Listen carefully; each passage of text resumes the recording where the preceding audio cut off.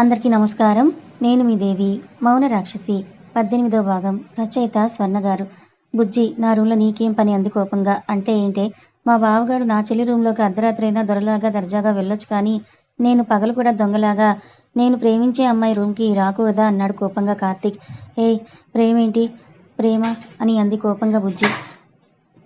ప్రేమే బుజ్జి అన్నాడు తాపీగా కార్తీక్, 2 చేతులు వెనక్కి వాల్చి రిలాక్స్ అవుతూ. ఓహ్ అని అంది బుజ్జి కూడా అంతే రిలాక్సింగ్గా. ఇంతకీ ఆ అమ్మాయి ఎవరో అంది. ఉందిలే, ఒక దొంగ మొహంది. ఎప్పుడు చూడు నా మీద అంతెత్తున లేస్తుంది. అరే, ఒకసారి కూడా నేను చెప్పేది వినదే. నువ్వు చెప్పు బుజ్జమ్మ, ఇలా అయితే నా ప్రేమ తనకి ఎలా తెలుస్తుందన్నాడు క్యూట్ బాయ్లా ఫేస్ పెట్టి. అలా అనగానే బుజ్జి కార్తీక్ని సూటిగా చూసింది. కార్తీక్ ప్రేమ గురించి తనకు తెలిసిందే మొన్న. అది కూడా ఆ రోజు నైట్ పిచ్చి పిచ్చిగా బిహేవ్ చేసి ప్రపోజ్ చేశాడు. ఆ తర్వాత మళ్ళీ ఇప్పుడే కలవడం. అంతేకాని తనతో మాట్లాడాలని కార్తీక్ ట్రై చేయలేదు. బుజ్జి చూపులోని అర్థం గ్రహించి, అంటే చెప్పడానికే ట్రై చేశాను, కానీ ఏమో తనను చూస్తే చెప్పే కంటే చూపించడమే వస్తుంది బుజ్జమ్మ అన్నాడు గాఢంగా. బుజ్జి కోపంగా చూసింది. కార్తీక్ అదేం పట్టించుకోకుండా, బుజ్జమ్మ నాకేమైనా ఐడియా ఇవ్వవా నా లవ్ ప్రపోజ్ చేయడానికి అన్నాడు బ్రతిమాలుతూ కార్తీక్. బుజ్జి కోపంగా, ముందు బయటికి పోబే అని అంది మాస్గా. ఓసిని బే ఏంటే బే, కొట్టానంటేనా అన్నాడు చెయ్యెత్తి. బుజ్జి భయంగా కళ్ళు మూసుకుంటుంది, చేతులు అడ్డు పెట్టుకుని. కార్తీక్ నవ్వుతూ చెయ్యి దించేసి బుజ్జిని లాగి ఒడిలో కూర్చోపెట్టుకుని లాక్ చేశాడు కదలకుండా. ఫ్రాక్షన్ ఆఫ్ సెకండ్స్లో జరిగిన చర్యని బుజ్జి అర్థం చేసుకునే లోపే కార్తీక్ ఒళ్ళో ఉంది. అడ్డుకోవడానికి ఇంకేం ప్రయత్నిస్తుంది. బుజ్జి గింజుకుంటూ కార్తీక్ని కోపంగా చూస్తూ ఉంటే బుజ్జి గింజుకునే కొద్దీ ఇంకా పట్టు బిగిస్తున్నాడు కార్తీక్. అది అర్థమైన బుజ్జి, నువ్వు డాక్టర్వా రౌడీవా, ఏం తింటున్నావురా బండోడా, వదులు నన్ను అంది కోపంగా. కార్తీక్ బుజ్జి బుగ్గ మీద ముద్దు పెట్టి, ఇంకోసారి అరిచావంటే ఇక్కడ పెడతానన్నాడు లిప్స్ పైన వేలు పెట్టి చూపిస్తూ. బుజ్జి టక్కున సైలెంట్ అయి 2 చేతులతో నోరు మూసుకుంది. ఎక్కడ అన్నంత పని చేస్తాడో అని. కార్తీక్ నవ్వుతూ గుడ్ అన్నాడు. బుజ్జి కళ్ళతోనే కాల్చేసేలా చూసింది. కార్తీక్ ఏదో చెప్పేంతలో బుజ్జి గట్టిగా అరిచింది. దెబ్బకి బుజ్జిని వదిలి, బాబోయ్ ఇది నన్ను చంపడానికే ఫిక్స్ అయ్యిందని అక్కడి నుంచి పారిపోయాడు. బుజ్జి కార్తీక్ వెళ్ళిన వైపే పిల్లో వేసి విసిరేసి, దొంగ సచ్చినోడా, ఇంకోసారి రారా చెప్తా నీ పని అని అరిచింది. డోర్ ఓపెన్ చేసి వచ్చిన అవని బుజ్జిని చూసి, ఏంటే నీ గావుకేకలు, పొద్దున్నే మొదలెట్టేశావా నీ అల్లరి అని తల మీద 2 పీకి ఫ్రెష్ అయ్యి తినడానికి రమ్మని చెప్పి వెళ్ళిపోయింది. బుజ్జి తలరుద్దుకుంటూ అని అరిచి, రే సచ్చినోడా, చచ్చావురా నా చేతిలో అని కార్తీక్ మీద ఎలా రివెంజ్ ప్లాన్ చేయాలా అని ఆలోచిస్తూ ఫ్రెష్ అవ్వడానికి వెళ్ళింది. కార్తీక్ బుజ్జి దగ్గర నుంచి ఇంటికి వస్తాడు. ప్రస్తుతం రఘురామ్ గారి కోసం అని తీసుకెళ్తున్న టిఫిన్ని అభి తీసుకొని, నేను తీసుకెళ్తాను మీరు వెళ్ళండి అని చెప్తాడు. అభి ప్లేట్ తీసుకొని లోపలికి వెళ్ళేసరికి రఘురామ్ గారు ఫోన్లో ఎవరితోనో టెన్షన్గా మాట్లాడుతూ కనిపిస్తాడు. రఘురామ్ గారు, నో అలా చేయడానికి కుదరదు, వీల్లేదు కూడా, మనం దీన్ని చాలా జాగ్రత్తగా అని అంటూ ఉండగా అభిని చూసి టక్కున ఆపేస్తాడు. కంగారుగా మళ్ళీ కాల్ చేస్తానని ఫోన్ కట్ చేసి అభిని చూస్తూ, నువ్వెందుకు వచ్చావని అన్నాడు. ఆ స్వరంలో కోపం పలికించాలనుకున్న ఆ కోపాన్ని అతనిలో ఉన్న కంగారు కప్పేసింది. ఆయన దేనికో కంగారు పడుతున్నాడని అర్థమైంది.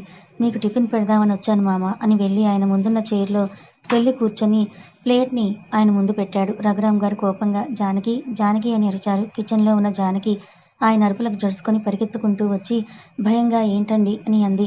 చూడు మామ, నువ్వు ఫోన్లో ఎవరితోనో మాట్లాడావో నాకు మొత్తం తెలుసు ఇప్పుడు, కానీ అది బయట పెడితే ఏం జరుగుతుందో ఒకసారి ఆలోచించు అని అన్నాడు రఘురామ్కి మాత్రమే వినపడేలా. రఘురామ్ గారు షాక్తో అభిని చూశాడు. అభి ఆయన ముఖంలో ఆశ్చర్యాన్ని పసిగట్టి చిన్నగా నవ్వాడు. పెద్ద ప్రళయం ముంచుకొస్తుందనుకున్న జానకి వాళ్ళిద్దరి గుసగుసలు చూసి అర్థం కాక తెల్లముఖం వేసుకొని నిల్చుంది. అభి మాటలకి రఘురామ్ గారికి గొంతు పెగలక మౌనమే మిగిలింది. వచ్చే ప్రళయం దారి మళ్ళింది అని జానకి, ఏంటండి పిలిచి ఏం మాట్లాడరు అని దంది ధైర్యం చేసి. రఘురామ్ గారు జానకిని చూసి మౌనంగా తలంచుకున్నారు. అభి, ఏం లేదు లేత్త, నేను టిఫిన్ ఒకటే తెచ్చాను, నీళ్లు తీసుకురాలేదని నా మీద కోపడలేక నిన్ను అరిచి పిలిచారని అన్నాడు. జానకి అలా అనగానే, అయ్యో నా మతి బండ, ఉండి ఇప్పుడే తెస్తానని వెళ్ళింది. అభి ఫుడ్ ప్లేట్ ఆయన ముందు పెట్టాడు. ఏం మాట్లాడకుండా తీసుకొని తినడం ప్రారంభించాడు. జానకి వాటర్ తెచ్చి అక్కడ పెట్టి వెళ్ళిపోయింది. చీకట్లో రాయి విసిరితే తగిలిందని రఘురామ్ గారికి తెలియక టెన్షన్గా చూస్తున్నాడు. ఇప్పుడు అభి అడిగితే ఏం సమాధానం చెప్పాలని ఆలోచిస్తున్నాడు. అభి వెనక్కి సోఫాలో వాలి ఫోన్ చూస్తూ కూర్చున్నాడు. రఘురామ్ గారి ఫోన్ మోగింది. ఆయన ఫోన్ వైపు చూసి అభి వైపు చూశాడు. అభి ఆయన్ని చూసి ఆ ఫోన్ లిఫ్ట్ చేసి స్పీకర్ ఆన్ చేశాడు. అభి కళ్ళల్లో కాన్ఫిడెన్స్ చూసిన రఘురామ్ గారు అభికి ఈ విషయం మొత్తం పూర్తిగా తెలిసిపోయిందని నిర్ణయించుకున్నారు. ఫోన్లో వ్యక్తి, సార్ రఘురామ్ గారు ఒకసారి అభిని చూసి చెప్పు అని అన్నాడు ఫోన్లో వ్యక్తితో. 5 నిమిషాల తర్వాత రఘురామ్ ఫోన్ మాట్లాడి కట్ చేశాడు. అభి ఈవినింగ్ మాట్లాడతాను, ఇప్పుడు రెస్ట్ తీసుకోనని తిన్న ప్లేట్ని తీసుకుని వెళ్తాడు. వెళ్తున్న అభిని చూస్తూ నీ గురించి నేను తప్పుగా అభిప్రాయపడ్డానా అని ఆలోచిస్తూ అభి కనుమరుగయ్యేంత వరకు చూస్తూ ఉన్నాడు. అభి ప్లేట్ తీసుకెళ్లి జానకి గారికిచ్చి ఏదత్తా నీ కూతురు అన్నాడు. జానకి వస్తుందిలే కానీ ఏమన్నారాయన? ఏం జరిగింది లోపల అని ఆత్రంగా అడిగింది. అత్త నేను చెప్పానుగా చూసుకుంటానని. మీ ఆయన ఇంకొన్ని రోజుల్లో సెట్ అవుతాడులే కానీ నీ కూతురే నా నెత్తినెక్కి ఆడుతుందన్నాడు బాధ నటిస్తూ అభి. జానకి అభి ఎక్స్ప్రెషన్కి నవ్వుతూ చూస్తుంది. ఒకే ఒక్కసారి నేనంటే ఇష్టమని దాని నోటి వెంట వచ్చిన ఆహా కాదు కాదు, కనీసం తన కళ్ళల్లో కనిపించినా చాలత్తా. నిజంగా దాన్ని నెత్తిన పెట్టుకొని చూసుకుంటాను. అది పడ్డ కష్టాలన్నీ మరిచేంత ప్రేమని పంచుతానత్త. ఒక్క క్షణం కోసం 1000 కళ్ళతో ఎదురుచూస్తున్న అత్త అన్నాడు. అభి కళ్ళలో అడ్డుపడిన ఆ సన్నటి నీటి పొర జానకి కళ్ళకి కనపడకపోలేదు. జానకి అభి తల మీద చేయేసి ప్రేమగా నిమిరి వెళ్ళు నాన్న, చిన్ని వచ్చినట్టుంది చూడు అని అంది. అభి ప్రేమని కళ్ళారా చూస్తున్న ఆమెకి మాటలు రాలేదు. కానీ ఇన్నాళ్ళు తమ వల్ల చిన్ని పడ్డ కష్టాలు కేవలం అభి ప్రేమ మాత్రమే దూరం చేయగలదని పూర్తిగా అర్థమైంది. అభి ఆవిని హక్ చేసుకొని మామ గురించి దిగులు పెట్టుకోకత్తా, నేను చూసుకుంటాలే అని చెప్పి వెళ్ళాడు. అప్పుడే చిన్ని స్టెప్స్ దిగి వస్తుంటుంది. White and blue combination Punjabi డ్రెస్లో చాలా ముద్దుగా ఉంది. అభి చిన్నీని చూసి గుండెలు బిచ్చేసుకొని బాబోయ్ ఇదేంటి ఇంత ముద్దుగా ఉంది, ఏంటి స్వామి నాకు ఈ అగ్ని పరీక్ష, ఈ రోజంతా నేను ఎలా కంట్రోల్లో ఉండేది అనుకుంటూ చిన్నీని చూడ్డంలో నిమగ్నమై రెప్ప వాల్చడం కూడా మర్చిన అభిని చూసి హాల్లో ఉన్న రాధాకృష్ణ గారు నవ్వుతూ లోపలికి వెళ్లారు. అప్పుడే హాస్పిటల్కి వెళ్ళడానికి రెడీ అయి వచ్చిన కార్తీక్ అభిని చూసి చిన్నీని చూశాడు. ఓహో బావగాడు మరోసారి ఫ్లాటా అనుకుంటూ వచ్చి అభి భుజం మీద మోచేయి ఆనించి ఏం బావా ఎలా ఉంది మా చెల్లి అన్నాడు. ఫోన్ మాట్లాడుతూ కిచెన్లోకి వెళ్తున్న చిన్నీని చూసి అభి గుండెల మీద చేతిని అటు ఇటు రబ్ చేస్తూ ఏంజల్లా ఉంది, ఇది ఎక్కడ లై తప్పుతుందేమో అని భయంగా ఉందని ఒక ట్రాన్స్లో ఉండి చెప్తున్న అభి చెవి మెలిపెట్టాడు కార్తీక్. చెవి నొప్పికి ట్రాన్స్లో నుంచి బయటకొచ్చిన అభి కార్తీక్ని చూశాడు. కార్తీక్ కోపంగా చూస్తుండడంతో బాబోయ్ ఏదో వాగేసినట్టున్నానుగా అనుకొని హిహి అని పల్లికిలించి ఏం బా అని అన్నాడు చెవి విడిపించుకుంటూ.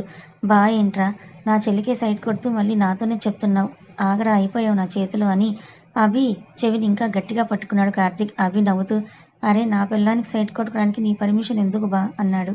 ఏంటి పెళ్ళామా, ఈ మాట దాంతో చెప్పావంటే చెప్పగానే చంపేస్తుందిరా అన్నాడు కార్తీక్. అభి చెవి విడిపించుకొని దానికంత సీన్ లేదులే కానీ నీ మ్యాటర్ ఏంటి అన్నాడు అభి. ఏముంది నీ సిచ్యువేషనే, కాకపోతే ఇక్కడ నా ఫ్యామిలీ ఫుల్ సపోర్ట్ ఉంది, నాకు నాది ఒంటరి పోరాటమే అంతే తేడా అని అన్నాడు కార్తీక్. అభి ఆ మాట గట్టిగా నవ్వి ఊరిన పిచ్చి బావా అక్కడ ఫుల్ సపోర్ట్ ఉంది నీకే తెలియడం లేదు అని కార్తీక్ నుదుటిన కొట్టినట్లుగా తట్టాడు. కార్తీక్ కొట్టిన చోట రుద్దుకుంటూ అంటే అని అన్నాడు. అంటేనా, ఏంది ఈ పీత బుర్రేసుకొని నా చెల్లిని పడేయడానికి బయలుదేరావా అన్నాడు వెటకారంగా. అభి పిచ్చి బావా నా చెల్లికి ఇష్టమైతే నా ఫ్యామిలీ నుంచి ఏ ప్రాబ్లం ఉండదు అన్నాడు కార్తీక్ చుట్టూ చేసి. కార్తీక్ మొహం 1000 వాట్ బల్బులా వెలిగిపోయి నిజంగానా బావా అన్నాడు సంతోషంగా. అని కానీ దాంతో ఎక్స్ట్రాలు చేయకు, తోలు ఒలిచి చేతికిస్తుందన్నాడు వార్నింగ్ ఇస్తూ అభి. ఆ మాట కార్తీక్ గట్టిగా నవ్వి సేమ్ టు యూ బావా అన్నాడు షేకాండిస్తూ. అభి అర్థం కాక చూస్తే త్వరలోనే తెలుస్తుందిలే అని అమ్మ టిఫిన్ పెట్టు టైం అవుతుందని డైనింగ్ టేబుల్ దగ్గరికి వెళ్ళాడు. చిన్ని కిచెన్లోకి వెళ్ళి టిఫిన్ పెట్టమంటే 1 గంట వెయిట్ చేయమ్మా తయారు చేసేస్తాను అని అంటూ జానకి టిఫిన్ ప్రిపేర్ చేస్తుంది. కానీ చిన్ని అర్జెంటుగా వెళ్ళాలి, అంతసేపు వెయిట్ చేసే టైం తనకు లేదు. సరే అమ్మా నేను బయట తినేస్తాలే, నువ్వు స్లోగా చెయ్యి, కంగారు పడకు, నాకు కొంచెం అర్జెంట్ పనుంది వెళ్ళాలి అనింది చిన్ని. అవునా అమ్మ, అన్నయ్యని డ్రాప్ చేయమంటాను ఉండు అని కార్తీక్ని పిలవపోతే వద్దులే అమ్మా, వాడికి హాస్పిటల్లో సర్జరీ ఉందని ఎవరితోనో మాట్లాడుతుంటే విన్నాను, మళ్ళీ నా వల్ల లేట్ అవుతుంది, నేను వెళ్ళిపోతానులే అని అంది చిన్ని. నువ్వు మళ్ళీ తినవేమో అమ్మ అంటుండగా అప్పుడే కార్తీక్ పిలవడంతో బయటకొచ్చి ఏంట్రా అని అంది. కార్తీక్ అన్నం పెట్టవే టైం అవుతుందని అన్నాడు ఎదురుగా వచ్చి కూర్చుంటున్న అభిని చూసి. చేయడానికి లేట్ అవుతుందిరా ఇవాళకి బయట తిని అని అంది జానకి. కార్తీక్ అదేంటి ఎప్పుడు ఈ టైంకి రెడీగా చేసి ఉంటుంది కదా, ఎప్పుడు బయట తింటా అన్న నాన్న గొడవ చేసేది ఇదేంటబ్బా అనుకుంటూ అనుమానంగా అభిని చూస్తే అభి కన్ను కొట్టాడు. నొసలు చిట్లిని చూసి వెంటనే బుర్ర వెలగడంతో అమ్మ బావ బాగానే ప్లాన్ చేసావుగా, కానీ నీ టైం నడుస్తోందని. సరే అమ్మ నాకు టైం అవుతోంది వస్తాను అని చిన్ని. నువ్వు బయట తినవని నాకు తెలుసు కానీ అభి అది తినే బాధ్యత నీదే అని చెప్పి నవ్వుతూ వెళ్తాడు కార్తీక్.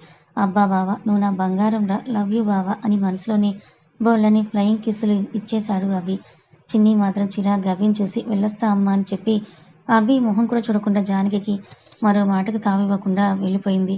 అభి తల కొట్టుకుని చిన్ని వెనకే వెళ్ళాడు. జానకి, స్వామి ఈ ఇద్దరి దారులనొక్కటి ఎప్పటికి చేస్తావయ్యా అనుకుని తన పని చూసుకోవడానికి వెళ్ళింది. అభి వెనకే ఫాస్ట్‌గా వచ్చి బయట వెళ్లకుండా నిలబడి ఫోన్ చూస్తున్న చిన్నిని చూసి, ఇదేంటి ఎక్స్‌ప్రెస్ లాగా బయటకొచ్చి టైర్ పంచరైన సైకిల్‌లా నిలబడింది అనుకుంటూ ముందుకొచ్చాడు.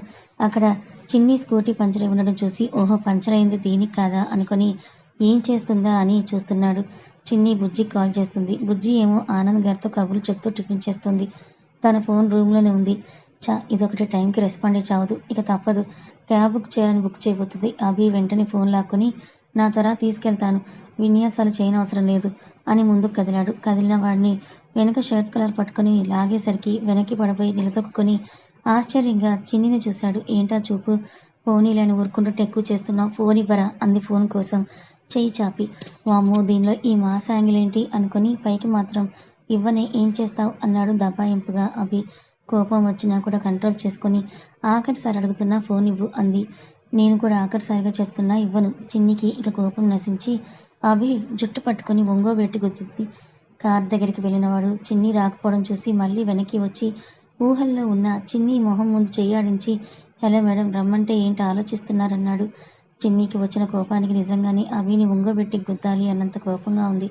కానీ ఇప్పుడు తనకంత టైం లేదు. అలాగే అభి ఈ సాకుతో అయినా అభిని ముట్టుకోవడానికి అసహ్యంగా కూడా ఉంది. అందుకే సైలెంట్‌గా ఫోన్ అభి దగ్గరే వదిలేసి బయటకు వెళ్ళి ఆటో ఎక్కి వెళ్ళిపోయింది. అభి చిన్ని వెళ్ళిన వైపు చూసి నిట్టూర్చి విడిచి కార్‌తో తనని ఫాలో చేశాడు. ఆటో వాడు G2 కంపెనీ వాళ్ళకి అమ్ముడుపోయాడు కనుక వాడు చిన్ని చెప్పిన రూట్‌లో కాకుండా వేరే రూట్‌లో వెళ్తున్నాడు. ఆలోచనలో మునిగిపోయిన చిన్ని అవేం పట్టించుకోలేదు. ఆటోని ఫాలో అవుతున్న అభి ఆ ప్లేస్ చుట్టూ చూసి ఇదేంటి ఇంత నిర్మానుష్య ప్రాంతానికొచ్చింది. ఇక్కడ దీనికి ఏం పని అని ఆలోచిస్తూ ఆటో ఆపిన కొంచెం దూరంలో కారు ఆపుతాడు. ఆటో ఆగడంతో చిన్ని ఈ లోకల్లోకొచ్చి కిందకి దిగి చుట్టూ చూసి ఏయ్! నేనెక్కడికి వెళ్ళాలంటే ఎక్కడికి తీసుకొచ్చావు అని కోపంగా అడుగుతుండగానే అభి కారు దిగాడు. సిటీకి కొత్త. అడ్రస్ తెలియకపోతే నన్నడగొచ్చుగా. ఇలాంటి పనికిమాలిన వాళ్ళంతా నాకే తలుగుతారు ఎటో. బండి తీ అని కోపంగా అరిచి మళ్ళీ ఎక్కబోతే ఆటోవాడు తాపీగా సిగరెట్ తీసి పొగ పీలుస్తున్నాడు. అభి చిన్ని మాటలు విని తల కొట్టుకొని అడుగులు కొంచెం వేగం పెంచాడు. అభి వాళ్ళకి చాలా దూరంలో ఉన్నా కూడా చుట్టూ ప్లెజెంట్ ప్లేస్ ఎవరూ లేకపోవడం వల్ల, పైగా చిన్నిగా గట్టిగా అరవడం వల్ల వాళ్ళ మాటలు అభికి క్లారిటీగానే వినపడ్డాయి. ఏరా నీకు మైండే అనుకున్నా చెవులు కూడా దెబ్బాయా? బండి తీరా అంటే సిగరెట్ తీసావు అంది కోపంగా చిన్ని. ఏయ్ అని అరిచాడు ఆటో డ్రైవర్. ఆ అరుపుకి 4 దిక్కులు దద్దరిల్లగా చిన్ని టక్కున నోటికి తాళం వేసింది. ఏంటేవో అరుస్తున్నావు? బాస్ వచ్చే వరకు నోరు మూసుకొనుండు. లేదంటే ఇక్కడే నిన్ను రేప్ చేసి పడేస్తాను అని అనగానే వాడు నేలకు కరుచుకున్నాడు. పడ్డవాడికి 4 పళ్ళు రాలాయి. అవి చూసుకుని కోపంగా లేచి చూసేసరికి చిన్ని ముందు అభి కారు రుద్రలో నిలబడ్డాడు. వాడు చిన్నిని ఏ అని అరవడమే అభికి నచ్చలేదు. అక్కడి నుంచే పరుగందుకున్న అభి వాడి మాటలు పూర్తయ్యేలోపే లాగి ఒక్కటి పీకాడు. చిన్ని కూడా ఆశ్చర్యంగా అభిని చూసింది. అభి కోపం అతని చేతి దెబ్బ రుచి చూసిన ఆటో డ్రైవర్కి సన్నగా వణుకు పుట్టింది. తమాయించుకొని లేచిన అతని పైన విరుచుకుపడ్డాడు అభి. చివరి శ్వాస ఉందనగా వదిలేసి వాడి కాలర్ పట్టుకొని లేపి అది నా పెళ్ళాం. దాని పేరు నీ నోటి వెంట వచ్చినా చంపేస్తాను అర్థమైందా అన్నాడు కోపంగా. వాడు అయ్యిందని తల ఊపగానే విసురుగా నేలకేసి కొట్టి పైకి లేచాడు. అప్పటి వరకు అంతా నోరు తెరుచుకొని చూస్తోంది చిన్ని. చివరగా అభి మాటలు విని ఈ లోకంలోకి వచ్చి కోపంగా ఏదో అనబోయేంతలో అభి మళ్ళీ వాణ్ణి కొట్టడం చూసి భయంగా నోరు మూసేసింది. అభి కోపంగా చిన్ని మీద చేయెత్తాడు. చిన్ని కొట్టేశాడనుకుని కళ్ళు మూసుకొని తల సైడ్‌కి వంచింది. అభి కష్టంగా కంట్రోల్ చేసుకొని వాడెటు తీసుకెళ్తున్నాడో కూడా పట్టించుకోకుండా ఏం పీకుతున్నావు? ఇంత నిర్లక్ష్యంగా ఎందుకున్నావు అన్నాడు కోపంగా. అప్పటికే అభి ముక్కు మొహం అంతా కోపంతో ఎర్రబడ్డాయి. ఎప్పుడూ కూల్‌గా ఉండే అభికి ఈ అభికి చాలా తేడా ఉంది. అభి కోపాన్ని ఆ రోజు హాస్పిటల్లో చూసింది ఒక ఎత్తయితే ఈ రోజు ఇంకో ఎత్తు. చిన్ని విషయంలో దేన్ని సహించలేడని ఎర్రబడిన అభి మొహమే చెప్తోంది. చిన్ని అమాయకంగా అభిని చూస్తూ నిలబడింది. ఇందాకటి వరకు అభి కొట్టుడు చూసి భయపడిన తనకి ఇప్పుడు అభి తన మీద చూపించే కోపం భయం కలిగించలేదు. తనని చూస్తున్న చిన్ని చేతిలో ఫోన్ పెట్టి రా అన్నాడు కోపంగా ముందుకు నడుస్తూ. చిన్ని ఒకసారి కింద పడ్డవాడిని చూసి అమ్మో వాడిని కొట్టిన దెబ్బల్లో ఒకటి నన్ను పీకిన చచ్చూరుకుంటా సైలెంట్‌గా వెళ్ళడమే బెటర్ అనుకుని గప్చుప్‌గా వెళ్ళి కారెక్కేసింది. కొన్ని గంటల తర్వాత హాస్పిటల్లో ఉన్న కార్తీక్, ఫోటోగ్రఫీ పని మీద వెళ్ళిన బుజ్జి ఇద్దరికొచ్చిన ఒకే కాల్‌తో హడలెత్తిపోయి ఫాస్ట్‌గా ఫోన్‌లో చెప్పిన హాస్పిటల్ లొకేషన్‌కి బయలుదేరారు. ఇద్దరు ఒకే సమయానికి హాస్పిటల్‌కి చేరుకోవడం, ఒకరు ఎదురుపడడం జరిగాయి. కార్తీక్ బుజ్జిని చూసి ఫాస్ట్‌గా దగ్గరికెళ్ళి కష్టంగా కంటి నిండా ఉన్న నీళ్ళని బయటకు రాకుండా కంట్రోల్ చేసుకుంటూ ఒక్కో మాట కూడబలుక్కుంటూ నువ్వేంటిక్కడ అన్నాడు. బుజ్జి అప్పటికి ఏడుస్తోంది. మాటలు రావడం లేదు. కార్తీక్‌కి అర్థమైంది బుజ్జికి కూడా విషయం తెలిసిందని. కానీ ఎలా అనేది అర్థం కాలేదు. బుజ్జిని గట్టిగా గుండెలకు హత్తుకున్నాడు. అప్పటికే కార్తీక్ కలలో అణిచిన బాధ బయటపడనే పడింది. బుజ్జి కార్తీక్ని చుట్టేసి వెక్కి వెక్కి ఏడుస్తూ అన్నయ్య అని అంది చాలా కష్టంగా. అంతే, కార్తీక్కి ఆ మాట కరెంట్ షాక్ తగిలింది. కార్తీక్, వాట్? అభికి ఏమైందన్నాడు బుజ్జి మొహం చేతులకు తీసుకొని. అన్నయ్య అన్నయ్య చనిపోయాడంది వెక్కుతూ బుజ్జి. ఆ మాట కార్తీక్కి కన్నీళ్ళు ఆగలేదు. అంటే నీకు చిన్ని గురించి తెలీదా అన్నాడు చాలా కష్టంగా గొంతు పెగల్చుకొని. బుజ్జి షాక్తో చూస్తూ చిన్నికి ఏమైందంది ఏడుస్తూ. కార్తీక్ కష్టంగా బుజ్జి భుజం చుట్టూ చేయేసి లోపలికి తీసుకువెళ్ళాడు. అక్కడ నిర్జీవంగా పడిన అభి చిన్నిల శవాలు చూసిన ఇద్దరికీ దుఃఖం ఆగలేదు. కొన్ని గంటలకి ఫార్మాలిటీస్ అన్నీ ఫినిష్ చేసి బాడీస్ని ఇంటికి తీసుకెళ్లారు. ఒక్కసారిగా రెండిళ్లలో విషాద ఛాయలు అలుముకున్నాయి. ఎవరికి ధైర్యం చెప్పే పరిస్థితులు లేరు. G2 కంపెనీలో 6వ అంతస్తులో రాక్షసంగా నవ్వుతున్న అతను, yes Abhi, I did it. నీ మీద నా పగ చల్లారింది. నేను అనుకున్నది సాధించాను. నీ ప్రియురాల్ని అడ్డు పెట్టుకుని నీతో ఆడదామనుకున్నా, కానీ కోరి వచ్చి ప్రాణాలు కోల్పోయావు అని పిచ్చి పిచ్చిగా నవ్వుతున్న అతన్ని చూస్తుంటే రియా దుఃఖంతో పాటు అసహ్యాన్ని కూడా కంట్రోల్ చేసుకోలేక ఛీ అని ఏడుస్తూ బయటకు వెళ్ళిపోయింది. అతను అదేం పట్టించుకోకుండా రాక్షసంగా ఇంకా నవ్వుతూ ఉన్నాడు గట్టిగా. నిర్జీవంగా పడున్న అభి చిన్ని శవాలు చూసిన బుజ్జికి కార్తీక్కి దుఃఖం ఆగలేదు. చావులో కూడా విడిపోకుండా పెనవేసుకున్న వారి చేతులు పట్టుకుని గట్టిగా ఏడ్చేసింది బుజ్జి అభి దగ్గరికి వెళ్ళి చెంపల మీద తడుతూ రే అన్నయ్య లేవరా అంటూ కుదుపుతూ వెక్కుతూ ఏడుస్తోంది బుజ్జికి అభితో ఉన్న జ్ఞాపకాలన్నీ కళ్ళ ముందు కదిలాయి. ఉదయం నవ్వుతూ మాట్లాడిన తన అన్న ఇప్పుడు కదిలి మెదలకుండా పడుండడం జీర్ణించుకోలేకపోతుంది. గట్టిగా ఏడుస్తూ రే లేవరా అంటూ తడుతూ చిన్ని దగ్గరికి వెళ్ళి చిన్ని నువ్వైనా లేవే, నువ్వు చెప్తే వాడు ఖచ్చితంగా లేస్తాడు, ప్లీజ్ లేవే, ఒక్కసారి చెప్పు చిన్ని, వాడికి లేవమని చెప్పు, ప్లీజ్ లేవవే అంటూ ఏడుస్తున్న బుజ్జిని చూస్తూ దూరంగానే నిలబడిపోయాడు కార్తీక్. అతనికి దగ్గరగా రావాలంటే ధైర్యం చాలడం లేదు. ఎవరన్నా వచ్చి ఇదంతా అబద్ధమని చెప్తే వినాలని ఉంది. ఇదంతా నిజం కాదు, తన కలయితే బాగుంటుంది. ఎవరైనా మొహాన్ని నీళ్లు కొట్టి ఊహల నుంచి బయటకు రారా అని చెప్తే బాగుండని చూస్తున్నాడు. బుజ్జి కార్తీక్ దగ్గరికి వచ్చి కార్తీక్ నువ్వైనా చెప్పు, వాళ్ళని లేవమని ప్లీజ్ చెప్పు అంటూ కార్తీక్ని కుదుపుతుంటే కార్తీక్ బుజ్జిని ఒక చేత్తో మెడ చుట్టూ చేయేసి గుండెలకు హత్తుకున్నాడు. ఎంత గట్టిగా అంటే కార్తీక్ బాధంతా ఆ హగ్గులో తెలిసేలా ఉంది. బయటకు చెప్పడం లేదు, కానీ తనలో అగ్నిపర్వతాలు బద్దలవుతున్నాయి. బుజ్జి కూడా కార్తీక్ని హత్తుకొని చాలాసేపు అలానే ఉండిపోయింది. కార్తీక్ బుజ్జిని వదిలి అభిని చిన్నిని ఇద్దరిని చూస్తూ ఒక్కో అడుగు కష్టంగా వేసుకుంటూ చిన్ని దగ్గరికి వెళ్ళి చిన్ని తలని గుండెలకు హత్తుకొని గట్టిగా అరిచాడు. కార్తీక్ చిన్నిని అవాయిడ్ చేసిన మాట నిజమే, కానీ ఏ రోజు తనని ఒంటరిగా వదలలేదు. అనుక్షణం కంటికి రెప్పలా తనను కాపాడుకున్నాడు. రేయి పగలు తన కోసం, తన క్షేమం కోసం కాపు కాశాడు. తన బాధని ఎదుగుని చూసి తనలో తనే మదనపడ్డాడు. అటు తన బాధని దూరం చేయలేక, ఇటు తనని ఓదార్చలేక చిన్ని ఆ పరిస్థితి కారణమైన అభి మీద ద్వేషం పెంచుకుంటూ వచ్చాడు. 3 సార్లు తను ఆత్మహత్య చేసుకుంటుండగా తన ప్రాణాలను కాపాడుకున్నాడు. కానీ ఆ విషయం ఒక కార్తీక్కి తప్ప ఎవరికీ తెలియదు. ఆఖరికి చిన్ని కూడా. కాఫీ షాప్లో క్లయింట్లతో మాట్లాడుతున్నప్పుడు కూడా అతని చూపులో తేడా కార్తీక్ గమనించి చిన్ని మళ్ళీ ఇక్కడ వేరే వాళ్ళ వలలో చిక్కుకొని మోసపోతుందేమో అని చిన్ని పైన అరిచాడు. ఇలా 1 కాదు 2 కాదు, చిన్ని వెళ్ళే ప్రతి చోటుకు వెళ్ళేవాడు. ప్రతిసారి చిన్నిని కాపాడడానికి తన మీద కోప్పడ్డం, అరవడం చేసేవాడు. కంటి పాపలా కాపాడుకొని వచ్చిన తన చెల్లి ఇప్పుడు ఇలా నిర్జీవంగా కళ్ళ ముందు పడుంటే తట్టుకోలేకపోతున్నాడు. చిన్నిని గుండెలకు హత్తుకొని అభి బాడీని చూశాడు. గట్టిగా కళ్ళు మూసుకొని ఏడుస్తున్న కార్తీక్ని చూస్తుంటే బుజ్జికి ఆశ్చర్యంతో పాటు ఏడుపు కూడా ఆగడం లేదు. నిజానికి కార్తీక్కి ఊహ తెలిసాక ఇంతగా ఏడవడం ఇదే మొదటిసారి. బుజ్జి కూడా చిన్నితో ఉన్న బాండింగ్ చాలా స్ట్రాంగ్. చాలాసేపటి కార్తీక్ చిన్నిని వదిలి బ్రతుకుండగా ఎలాగో నీకు సంతోషాన్ని ఇవ్వలేకపోయాను, కనీసం ఎప్పుడైనా ఏ బాధ లేకుండా ప్రశాంతంగా చనిపో అంటూ నుదుటిన ప్రేమగా ముద్దు పెట్టి తనని అలాగే పడుకోబెట్టాడు. లేచి అభి దగ్గరికి వెళ్ళి చేతిని పట్టుకొని కళ్ళ నిండా నీళ్ళతో ఒక్కో మాట కూడా పలుకొని బావా అన్నాడు. ఆ పిలుపులో అభిమానంతో పాటు ప్రేమ, ఆప్యాయత స్పష్టంగా తెలుస్తున్నాయి. అంతకు మించి మాట్లాడాలన్న కార్తీక్ మాటలు రావడం లేదు. అభిని వదిలి ఇంకా వాళ్ళని అలా చూడలేక లేచి బయటికి వెళ్ళాడు. బుజ్జి ఏడుస్తూ అలాగే వాళ్ళ దగ్గర కూర్చుంది. కార్తీక్ ఫార్మాలిటీస్ అని ఫినిష్ చేసి వచ్చి కింద కూర్చొని ఏడుస్తున్న బుజ్జిని పైకి లేపాడు. బుజ్జి ఏడుస్తూ చూపుడు వేలుతో వాళ్ళ వైపు చూపింది. కార్తీక్ బుజ్జి వేలు దించి గుండెలకు హత్తుకొని వదిలి మొహం దోసిట్లోకి తీసుకొని కళ్ళు తుడిచాడు. ఇది తట్టుకోవడం చాలా కష్టమే నాకు తెలుసు, కానీ నా బుజ్జి పాప చాలా స్ట్రాంగ్ కదా అన్నాడు. బుజ్జి కాదని తలూపింది.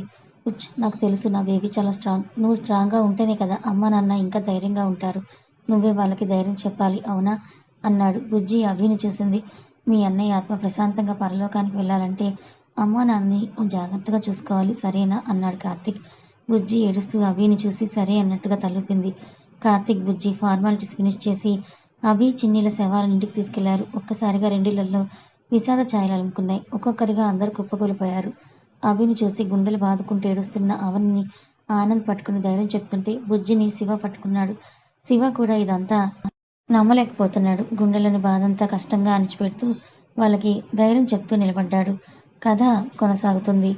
నిజంగా అభి, చిన్ని చనిపోయారా? మీరేమనుకుంటున్నారు? గెస్ చేసి కామెంట్ చేయండి. కథ నచ్చితే లైక్ చేయండి. Thank you so much.